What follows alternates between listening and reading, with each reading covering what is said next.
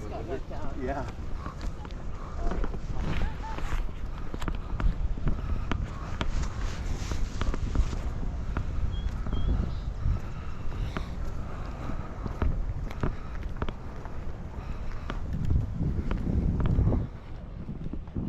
What?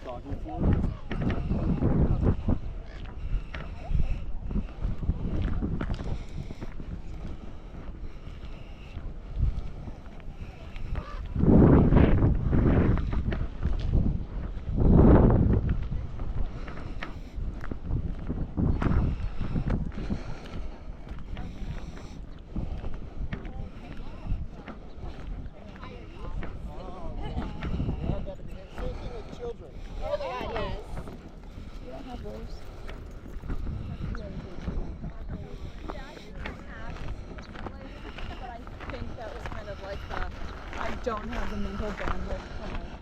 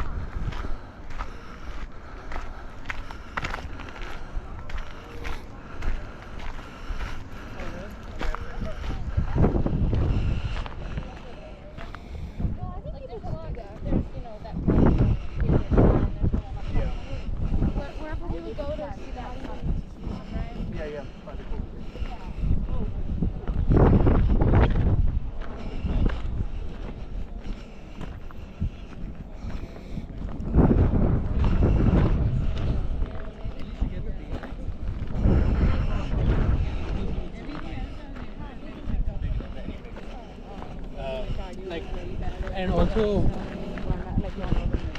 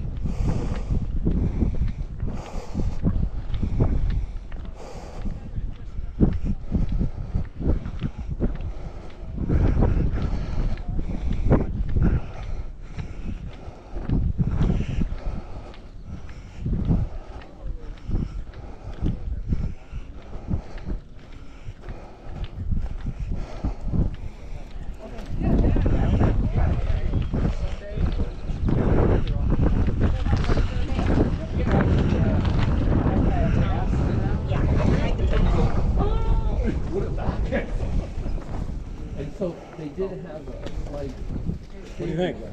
Is it guided or you just go in? It's going to guide it. It'll Okay. be guided. As soon as we get enough folks together, we'll Okay. set up we have a couple tours going on in there now, and Okay. we'll be taking hopefully not too long a time from there. Just hang out here? If you don't mind, yeah. We usually get swamped by this time. Yeah, I Day. usually work Sunday, so I always miss this. Yeah. Oh, well. So you're loafing today? Huh? You're loafing today? Oh, yeah. Well, because birthday's tomorrow, so I took Sunday, Monday off. And Why not? yeah. Why not? Because I didn't even realize it was the first Sunday. I was like, oh, I could come out here now. Yeah. I wish we had the money to put up a big neon sign Yeah. flashed every day that said, because a lot of people just are surprised when they walk by. Yeah. Like people are. Yeah, 'cause I usually go to like Hill 88 and go hang out up there like on Yeah. like come on a Friday and not as many people. No, I don't.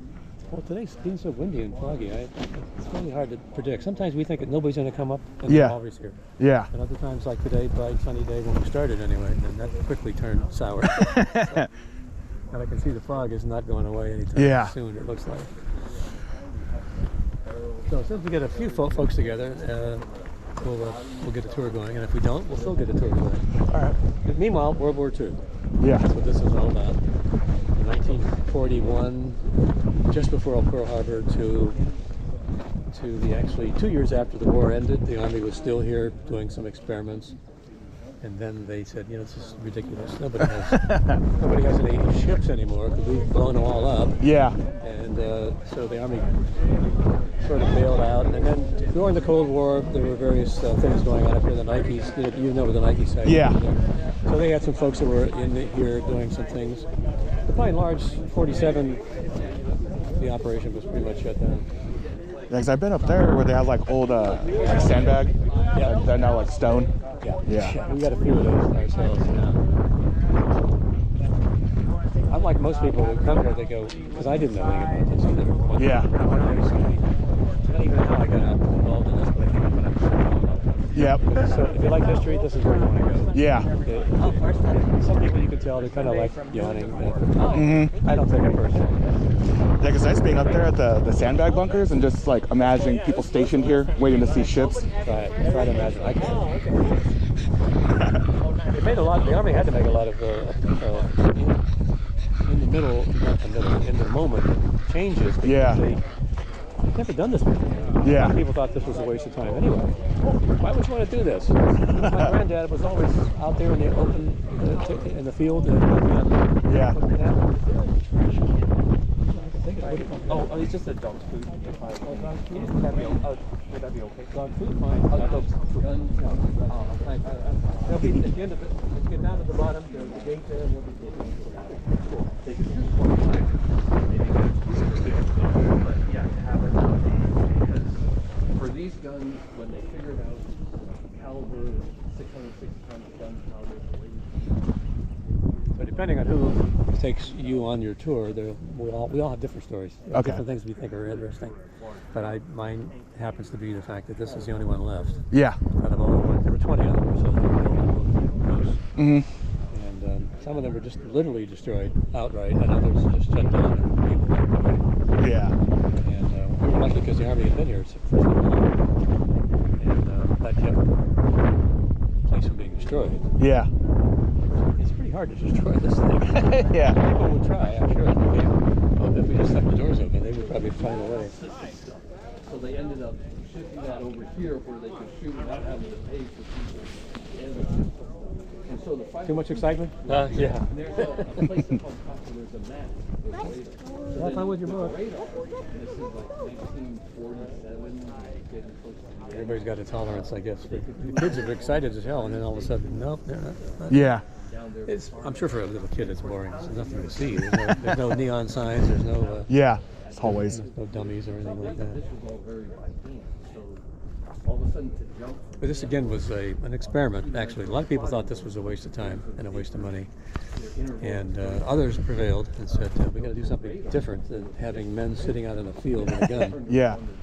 And so this was the different. And as it turned out, it was a good idea for the time. Mm-hmm. 6 years later, when the war was did the over, final proof writing, and we so went he totally looked, obsolete. and they didn't keep an active And they record, but it's stopped using it for guns, and they used it for radar. Yeah. They used it for Nike. Eventually, some of the Nike guys were in here for a while. But these guns only good for 200 shots. So if they wanted to find out whether it worked, they could do anything on it. Nope. Because they figured a So, battle was John, are 100 you shots. getting ready to do a tour? Yeah. In Okay. there, they only got pulled three. You've got 3. reserve magazine. For what? On the other Or side if you want, I can take them around. You can wait for a larger Okay, crowd. very good. Either way, they're going to get a treat, though, right?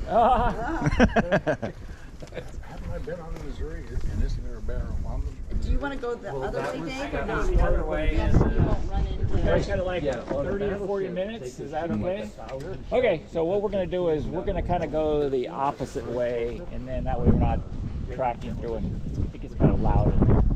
You guys will wind up here. Yeah, you'll end up here at the end. So why don't you come with me?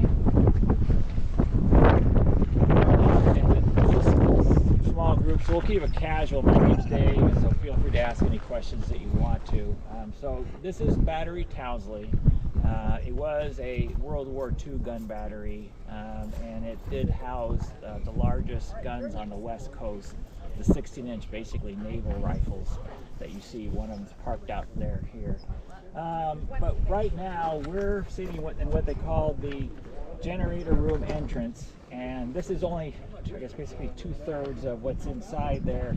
It's basically, if you think of it like a bug with 2 wings, here's the bug's body, and then a left wing for casemate number 2 and a right wing for casemate number 1, and we just fired a building. The other casemate is identical to this, and basically it was set up so that all of the operational kind of the facilities management was in here, such as the generators, the diesel fuel, storerooms, things of that nature, latrines, etc., were in the central part, and then each wing had storerooms to supply that particular gun. So each hallway, along that hallway, there were several storerooms. There were either mainly gunpowder, shells, or on the side over here, basically rooms for spare parts, lubrication, machinery, or whatever have you. So each wing kind of supported one of the 16-inch guns. So all of this concrete is what's underneath this little side here. And what we're going to do is we're going to kind of walk around and come in the other entrance over here, and then come back to one of the long hallways and work our way back to the front here. Okay. So if you're thinking about when this all began, essentially it began in the early 1930s when the military started to think about modernizing a lot of the coastal defenses that were here, which were basically more or less the World War I era defenses. And if you look at things like Battery Spencer down the road there, and Battery Wagner and so forth, the most obvious thing about them is that they were, well, open to the air, and so they were very visible if you happened to be flying a plane around. And that was kind of the new thing in the 1930s, was they were learning how, the military was learning how to utilize airplanes and from a military purpose. So anyway, they came out here and they started scoping out the purchase of what's now Fort Cronkite, and they did purchase about 800 acres in 1937, and this was roughly part of that 800 acres. And they went out here and cited this particular area here as the most viable for building Battery Townsley. So that's what they did.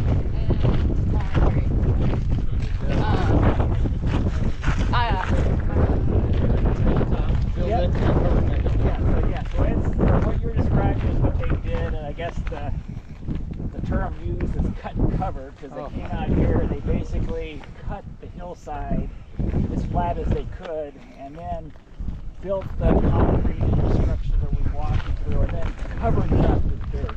So I got a couple photos here. It's pretty much everything that they dug out that they just had handy in the piles nearby that they put back on top, or do they have to bring in a lot more material? No, they pretty much, well, I guess it's a combination here. You can see, so here's a couple of photos.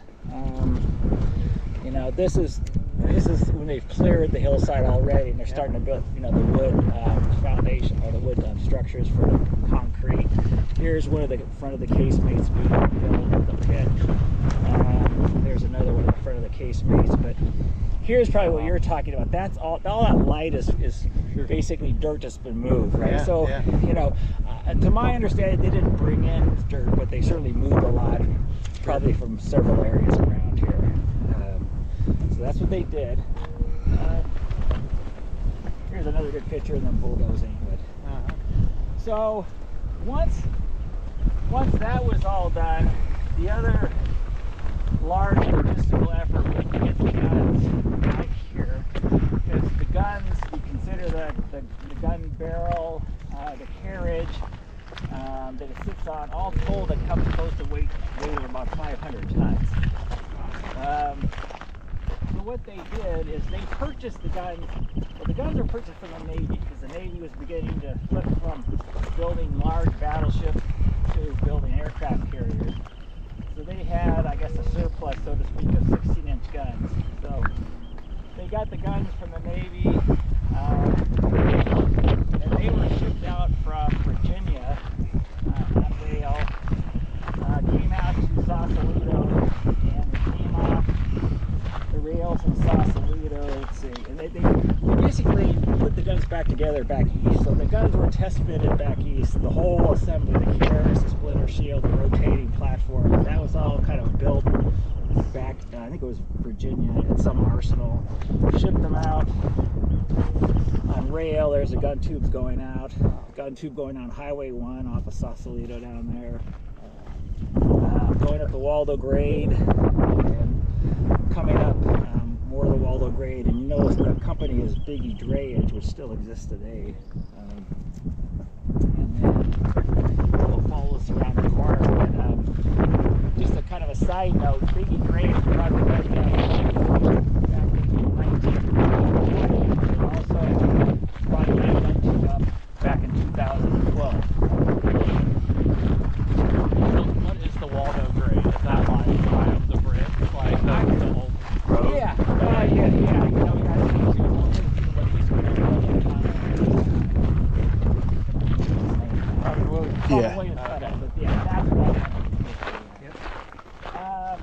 So as you'll see, this entrance here is in this photo here, and you can see what they're doing is they're about ready to take, you know, in this case the gun barrel, and using block and tackle, they're going to be in log rollers. They're basically going to roll that gun tube down and get it mounted onto the carriage. And that in large part was really the only reason this whole hallway was here, was to facilitate getting the gun down into the gun pit, and then should you at some point need to re-rifle the gun barrel, in theory you could have, you know, taken it back out this. But once the gun was down and installed, this became essentially kind of empty space, although what they did do is they did end up mounting sleeping racks in here, and you'll see the holes where the brackets were mounted. They could sleep, you know, upwards of 75 soldiers in here, with basically some false walls to kind of block the wind and some rudimentary lighting. But other than that, it was kind of a useless entrance, so they actually blocked it up using fake, I don't want to say paper mache, but you know, that type of thing, concrete, and make it look like that entrance was not there. Yeah. So this was all basically done and completed by the summer of 1940. And they were, you know, at that point they were ready to start testing the gun. We can talk about that now too. As we go down, you can see here's some of the mounting holes for the racks. Here are the U-bolts or staples that they would have hooked up that block and tackle to. So as they were gradually rolling the gun tube and gun carriage down here, that would hopefully break the momentum, so to speak.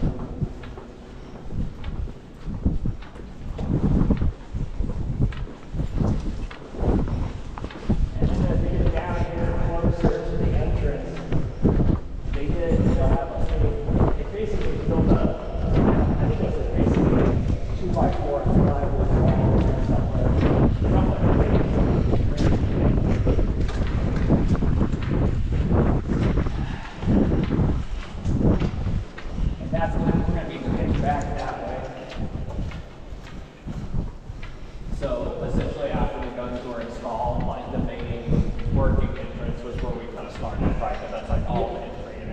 Yes.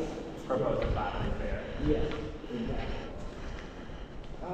So here, you can talk about this outside. Obviously, this water would not have been here. This is where the gun would have sat on top of a large steel rotating platform.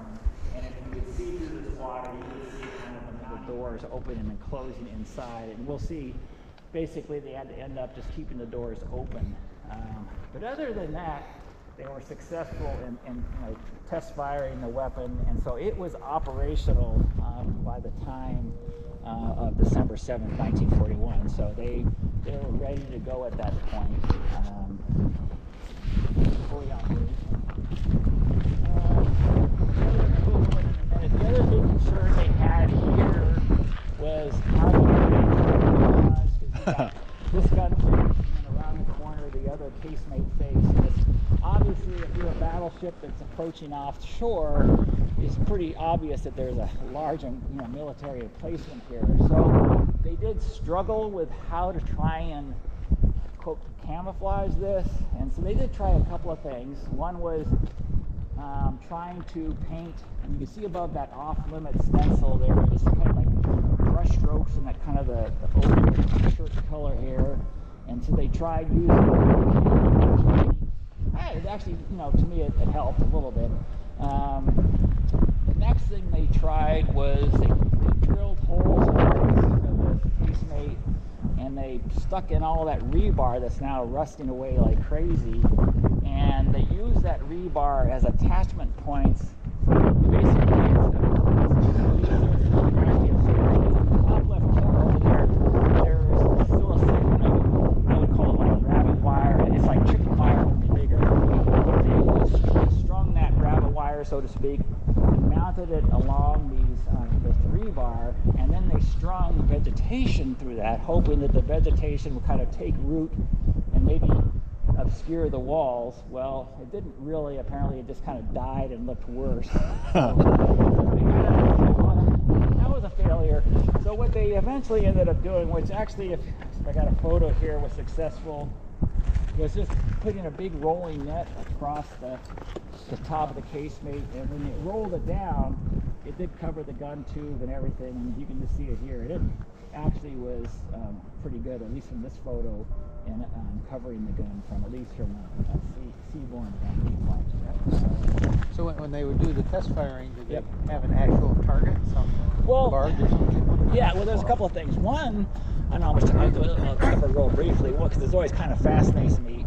Their first target was doing a test hitting that hillside across the way there, and they basically, they were concerned about the Panama Canal and the damage that a heavy-duty bomb might be on the Panama Canal. So they, believe it or not, on that hillside, there were these heavy concrete blocks, and they fired point blank into those concrete blocks with this gun across there, trying to see what the penetrating effect was.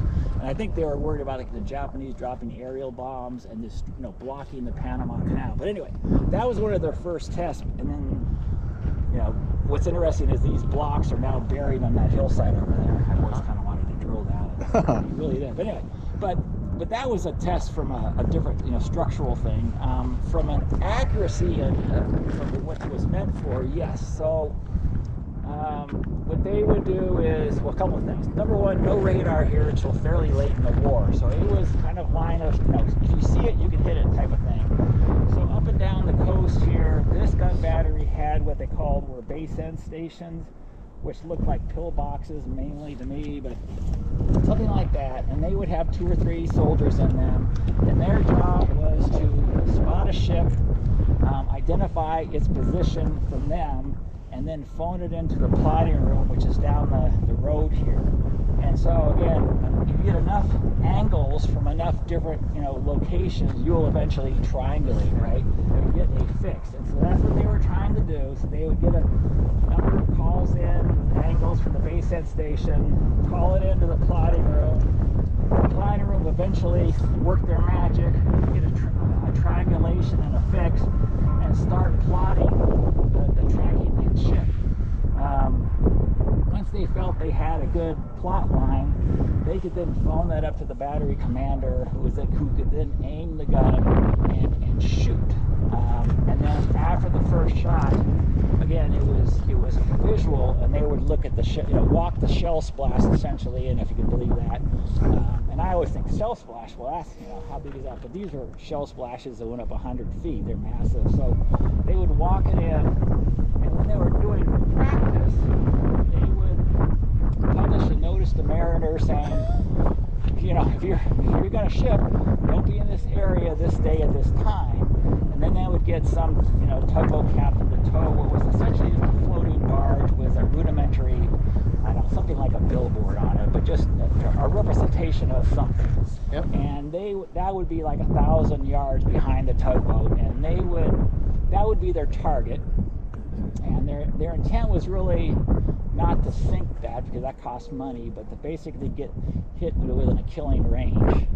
And so that's how they would practice. And they did practice, although not that often. I think on record, these guns, it's kind of surprising to me, but I guess if you think about it, it costs money. They only literally fired shells 79 times during the whole course of the war. Most of their time was practicing speed of loading, and then they would pull out the dummy shell and start all over again. But firing an actual shell, each gun is recorded as firing 80 shells roughly. So, but they did, that was their practice, and they would tell you that generally they were on target by the third shot, over 100 or something, and on target. And that was more related to like wind and other factors as opposed to the gun accuracy itself, or did it not have much accuracy? Well, it was, it was a number of factors. Again, on a foggy day, you were out of luck.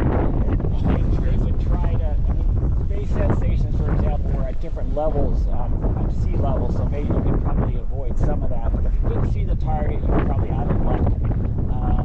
There was a number of things that went into the plotting parameters, and some of them kind of was amazing. One is like wind speed, because of an altitude. These things went up, like the shells, 30,000 feet. Wow. So you're talking jet airplane, and so the winds up there could be several hundred miles an hour. So they factored wind speed, temperature. They actually even had some small calculation for the Earth moving while the shell was in flight, if you can believe that. So, and that was all done on by hand. Exactly. slide ruler type stuff, right? So, which is again, it's like you should tell your kids, study. But anyway, yes, but and that would get them close. And again, like I said, once they had that first shell splash, then it was everything else kind of just went with that. So that's what they did. These guns were meant to defend the battleships that never appeared. The Japanese battleships had they appeared, these would have been the guns the first in the fight. And they didn't, I guess, fortunately. And then these guns ended up, after the war, they were cut up for scrap. I think it was 1948. They eventually just cut them up for scrap. They didn't even bother pulling them out. Anyway. So we'll go inside though, and I guess I get to mention the other thing is the range, because you get up here and you go, gosh, well, you can kind of see where they put it here, because your field of vision is really good. You can go way down the coast, and you go up over the hill to Point Reyes and out to the Farallones, and so their range was effectively a max range of anywhere between 25 miles to maybe 30 miles on a spectacular day if all the conditions were right. So they could pass the Farallones theoretically down to Pillar Point, where they do the big wave surfing, and then over this hill all the way up to Point Reyes. So, just roughly, what's your guesstimate? How far, just for sense? So, how far is that going out there? Well, that fog bank out. See, we can't. The Farallones are somewhere right in that fog bank there, but if you're with the horizon's only like 18 miles, you start losing that. So you're out there with that fog. Wow. And if it was a good night, if that fog bank wasn't there, the Farallones now give you good records. And again, your accuracy, particularly before radar, would have been probably, detrimental at that far out, but their effective range probably would, say, 18 miles at that range. How about their turnaround? Turnaround every 2 to 3 minutes. So it's pretty fast. And we'll look look at some, and that's impressive when you think of what they had to do it. So we'll go inside and kind of see what they have in front of it. How long did it take to finally fire the shell landing? I mean, it had to be a couple minutes right there. A couple of minutes, yeah, maybe like again, let me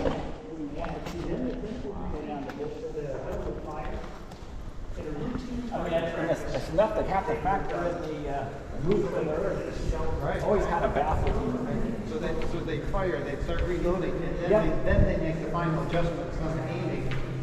When they see the shell split, Correct off the next shot. yeah. Wow. Walking here.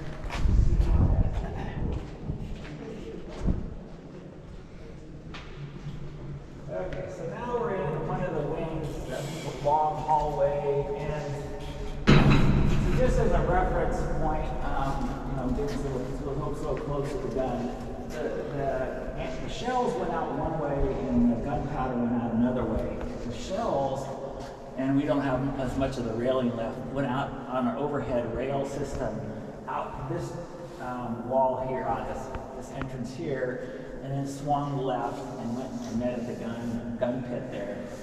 The gunpowder went out on carts and it went this direction, and there's that wall's been blocked off. So there's another opening down there that leads directly to the gun. And so the idea being that the shell and the gunpowder didn't meet until essentially when it was at the breach. As a side note, if you are an Arnold fan, Arnold Schwarzenegger came out here, and it's not his best movie, I think it's Genesis. Yeah.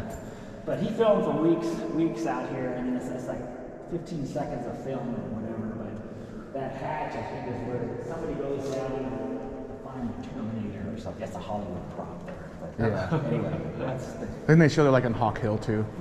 Oh, yeah. So we're working on the hallway, a couple of things. Remember, there's a colorized version of the gun blast. You can kind of see why, you know, when the gun went off, just it could cause maybe kind of a vacuum in here that as all the air is trying to get sucked out with that gun blast. But in here, these rooms are where the gunpowder was stored, and it would have been stored in those aluminum tubes down there. And this room would have been filled with just rows and rows of basically, these are smaller tubes, but basically stacks of these, and then each aluminum tube held 2 bags of gunpowder. But there's several rooms like this, nothing fancy about it. What was kind of nifty is this chalk for me is always kind of fascinating. Is after World War II, again, these guns were obsolete and they were eventually cut up for scrap, but some of the ammo was hanging around for a little while after the war. And this chalk mark is real chalk dating back to 1946, the early 47, where some soldier was up here keeping track of what they called cans, which were those aluminum cans. And so this is basically a chalk inventory that's dated December 46 and January 47 of what he had in here in terms of cans left. So how that's lasted. Aluminum to prevent sparks. Yeah, exactly. Aluminum to prevent sparks. If you were in here, no belt buckles, no metal. There was some attempt at trying to adjust for humidity and so forth, but I don't think that's probably that. So gunpowder was always behind the closed doors, and then this casemate here, this is all like everything you see here is identical on the other side. Here's the 2 ammo bays for this gun, and you could get a good idea what they were trying to do with this overhead rail with these cable, chain hooks. So the idea was you have this overhead rail, you would have had many chain hoists, not just the one that's shown here. And the theory was, you just basically, just like your barbecue tongs, you can come down and pick up a shell and you lift it up on the chain hoist. And these shells, weigh upwards of 2,100 pounds, so it's a lot of weight. But in theory, you could then drag them out on this overhead rail, and you could even shift the direction if by chance that gun was out of ammo, you could actually switch this rail around on these switches and take the shell all the way down to the other gun if you needed. But that was the idea. It worked if you had to go slow, but if you were trying to reload, at every 2 to 3 minutes, you couldn't get the shells out fast enough. And you had to hesitate at the bottom of the shell point. So they eventually ended up just getting the shells out to the point where they could drop them on the carts, and then you could push the carts out much faster than they could get these shells out. What's there? The yellow one, black Yeah, the yellow one, well, black ones are for practice because they're inert. The yellow are for the real deal. They're armed and primed and ready to go. So that was an easy way not to get confused. If you're practicing, pick a black one. If you're at war, pick the yellow one. So It's good past you. And behind us, we have another display that was built by one of our volunteers. It kind of shows you, it's an illustration of when we were talking about loading and reloading when we had to practice. Because they had to get a 2,100-pound shell into the breech and up into the seating point. And then they had to follow behind with 700 pounds of gunpowder, which is about 6 bags. Now we're looking for a maximum. They cut back on some of this for a shorter range, but for 25 miles out, you need 700 pounds. And so, I think I've got it around here. Basically, it all hinges. It's kind of it's kind of like a hypodermic needle thing where you basically bring you basically open the back end of the needle, right? And that's the breech. You open that plug in. And they had a tray, basically a spanning tray that laid down, and that shell would sit on that spanning tray, and they basically had a hydraulic ram that would then take that shell and just basically ram it all the way up into the breech end. And they could do that. That was pretty fast. Shove the shell up until it's seated. And then they turn around and do the same thing. And here's another, they're taking the shell off a cart. They're ready to get in a tray. This one is where they're now switched. They got the shell in.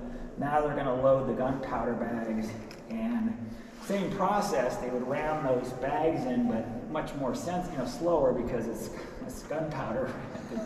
That'd be a problem if you hit it. Got too much friction. But basically, got it in there. Once that was all in, the breech was closed, and this last bag would typically have a red patch on it with very highly explosive gunpowder, and so when they sent basically an electrical charge through, when they pressed the firing button, it ignited that really volatile patch, and then it all went out the door, and then they would immediately blast this whole tube with high pressure jet air so they clear out any of the sparks or any of the silk particles, whatever was in there, they want it all out, and the gun would be lowering at that point. And then they would do a wet swap. No. Although there are pictures of somebody. There was some guy was in here one night. They had a picture. Was at the top of the gun tube cleaning it somehow, but he was halfway in, halfway out. But no, normally there. No, it was just high pressure jet air, and then they could start the whole process over. So we'll continue. So here, as we're walking down here, all you're going to see is all these rooms are gunpowder rooms behind a closed door, and then I talked about these hinges getting tweaked by the high pressure wind, and so there's a stencil where it says kind of counterintuitively that when the gun's being fired, keep these doors open as opposed to being closed, which again is kind of like, really? Why would I want my gunpowder exposed? But that's what they did. As we go down, you can see the rail. You can also see this is also more just locations for sleeping, because right after Pearl Harbor, they had to be up here in shifts of 48 hours, and then they rotate back down to the barracks. But while they were up here, if they wanted to catch some sleep, they had to basically manufacture where they could sleep. So they put in racks and all. So when you say down to the barracks, those were the buildings down there. Yes. That parking lot. Yep, that's what, yes. So they would be, right after Pearl Harbor, it was like they had men up roughly, I don't know, 110 men up here at any given point, and they would rotate in, say, over a 48-hour shift, and then they would rotate back down to the barracks, and another group would come up. Later on, as the war progressed, and they said, we're not, no fleet's going to show up off our coast. They actually didn't end up sleeping up here, except for maybe a very bare minimum shift, but they were allowed to stay down in the barracks as long, and they had to get up here in 5-minute type deal. So sleeping along here is where just a lot of the electrical wiring was stored, basically in a canal here, just for easy access. Now we're actually reaching that main kind of body of where we started from. And so in here, you had the radiator room, which was the radiators were cooling the big generator sets in the next room. So they had radiators mounted up against here. And then oddly enough, the empty space behind the radiators was kind of a pseudo mess hall where they apparently had, I was asking them today, I said, is that true? Yeah, that's true. They basically had a few camp stove type things where they had a kind of a miniature mess hall, so they could cook their food in this room as well. We'll make a left here. This is the continuation of this hallway. It goes all the way down. We just opened this up, but it goes all the way down to the next gun basement. You're welcome to take a look and peek down there, but it's all what used to be here is a Cold War testing device, believe it or not. So if you had been here about a year ago, you would have been stopped here by a big steel tube that stretched down, I guess, half the distance of this hallway. And I got a photo. It was basically, so we're, I guess, probably right here at the corner here. There was a large steel tube with a hatch cover and everything. And what they were doing was high-speed wind testing for things like, you ever seen those old black and white movies where the house gets destroyed by a high-speed blast wind from the atomic bomb? Well, that's what they were doing. During the 60s, probably during the early 50s into the 60s, this was what they called a compression tube, where if you set off a small charge here using detonation cord, the tube compressed the air for a split second. Air went zooming down here at 90 miles an hour. They had their test, what they were trying to test here, like a brick wall or masonry wall, and then they had all their cameras. The wind would hit the blast wind would hit their test subject, destroy it, and then it would vent out into the casemate. So if you go on YouTube, you can actually find some really awful-looking, grainy videos of the blast wind coming down, destroying like a mock office, and then venting out into the casemate. But they were trying to test blast winds from atomic bombs. So that was what was in here, and they cleared it out a year ago, and so that's all going to be refurbished. And the reason they did that was because these walls are so massive. They could set off small charges, and it wasn't maybe at all. Here's the generator room. No generator sets. They sat on these concrete pads. They could run their own lighting, hydraulics, air pressure without PG&E. Even though they were hooked up to PG&E, they didn't need them if they were at war. So they could run their own power through generators. All the exhaust went through big exhaust tubes, out these portholes, hung a right, and went up the chimney to the top of the hill. If you go up to the top of the hill, you'll see like these big old massive exhaust pipes that vent out. So they can run their own power. The fuel tanks are actually sitting here. You can see the footprint, the circular footprint, where there were two big diesel fuel tanks to run the generator sets. One last thing. So, we've been talking about this for a couple of years now. So this was manned by the 6th Coast Artillery, and the Coast Artillery had their own mascot, which happened to be the Ouzelfinch, which was a fictitious, you know, like the Navy has the goat, the Marines have the bulldog, you know, whatever. The Coast Artillery had a fictitious animal called the Ouzelfinch. This is somebody actually once. This is actually believed to have been painted in the late 1940s at the end of the war, but this is some soldier painted this. But anyway, the Ouzelfinch had big feet because it had to walk on the sand and had bloodshot eyes because it was always vigilant. But the way that this soldier drew it, you can actually see it, its eyes almost look like gun barrels, right? So he kind of used some artistic license. But anyway, it's kind of a neat, you know, historical painting. That somehow has survived. And this basically, this room was just basically either, it was a number of things. It was officers' quarters for a while, it was storeroom, and then later on when the Nike missiles got going, the Nike missile guys would sleep in here, you know, camp out in here as, you know, instead of up at the top of the hill. So I like that painting.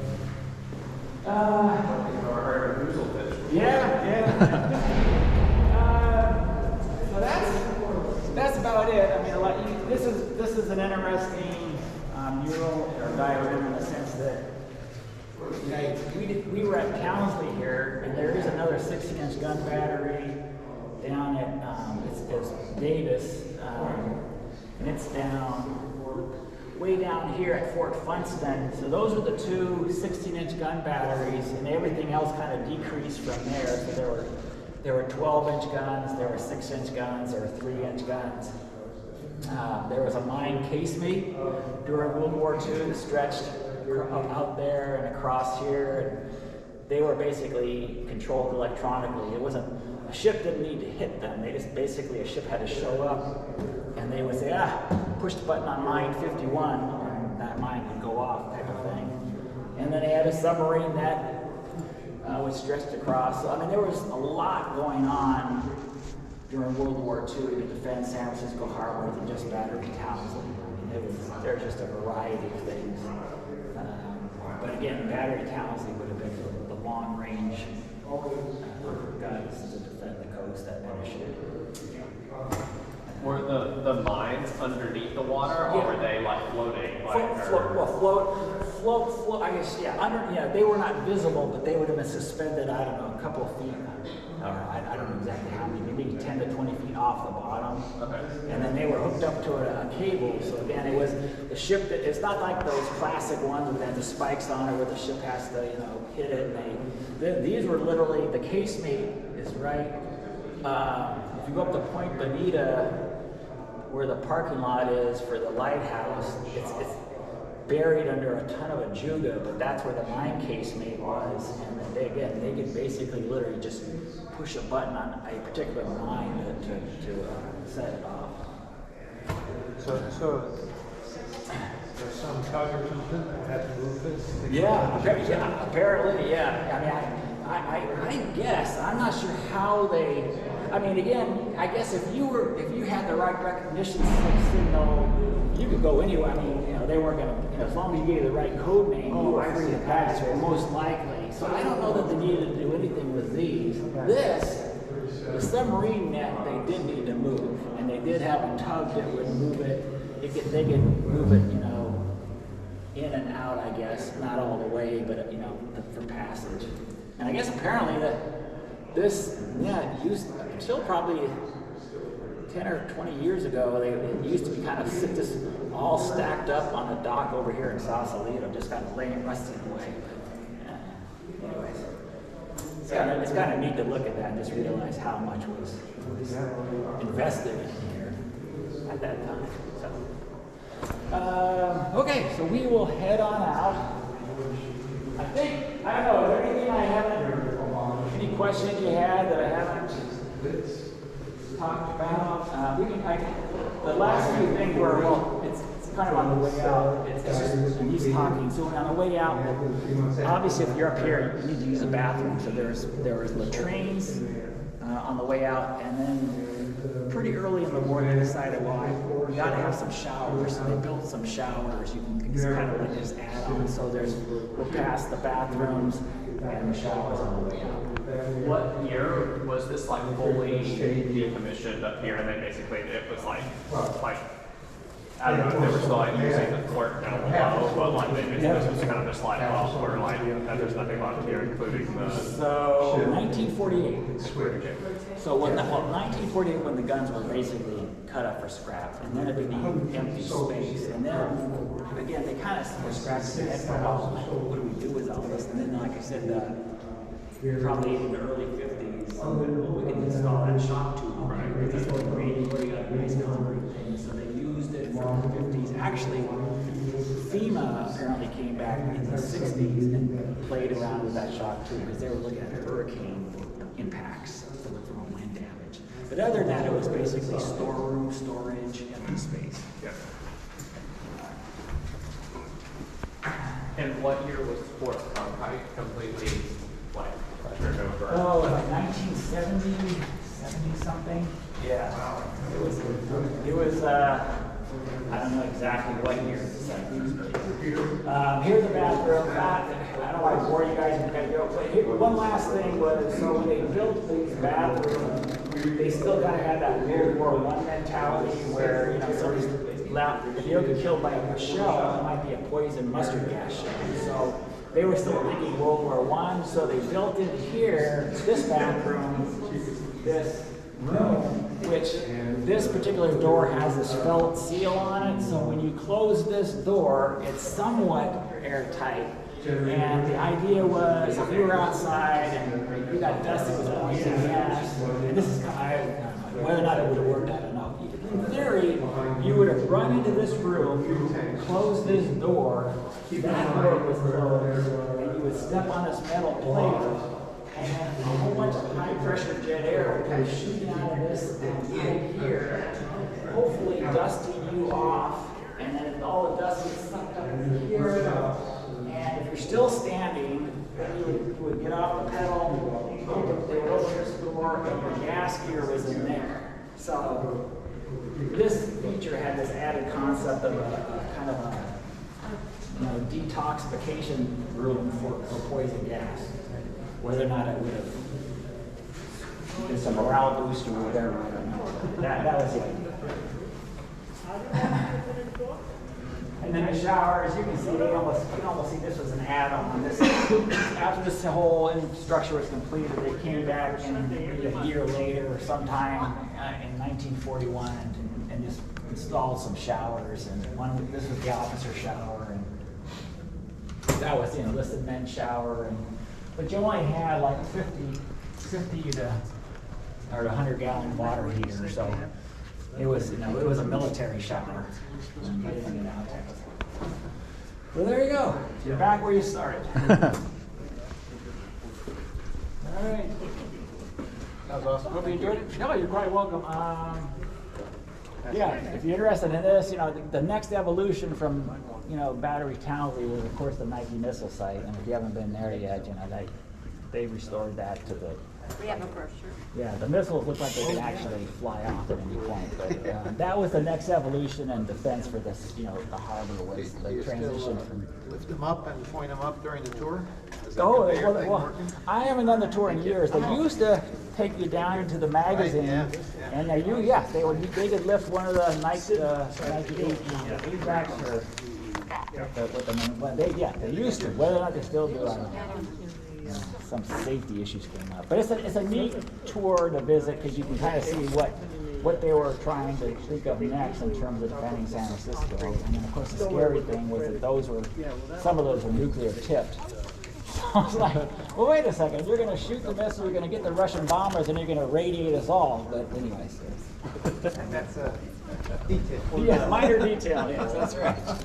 Anyways, all right. When there's, Thank you so much. That Oh, was yeah, you're welcome. that was the second site up on the hill here. Is that still 88 or? That's Hill. Well, that's the track. Yeah. So the missiles launched from down there. At This is where the tracking was. Yeah, and the reason is they had to have it so far away is apparently those missiles went up so they went up so fast that the tracking system had to be enough distance that it could track them. So yeah, that was where they tracked them.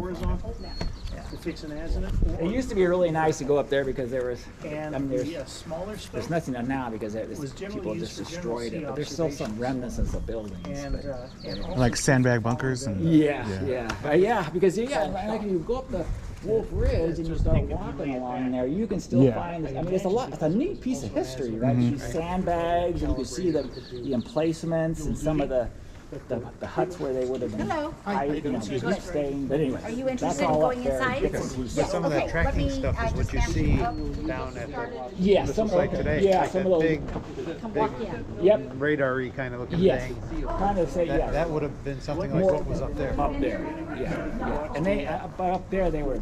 I mean, there used to be islands up there. There's like towers, like look like mushrooms, but with the flat on the top and the radar would be mounted on that. Yeah. And my understanding was, again, the missiles when they went off, man, they just went shoom, and the tracking system couldn't rotate fast enough, so it had to be, enough so they got a good angle on it. Anyways. Well, that's why the movie.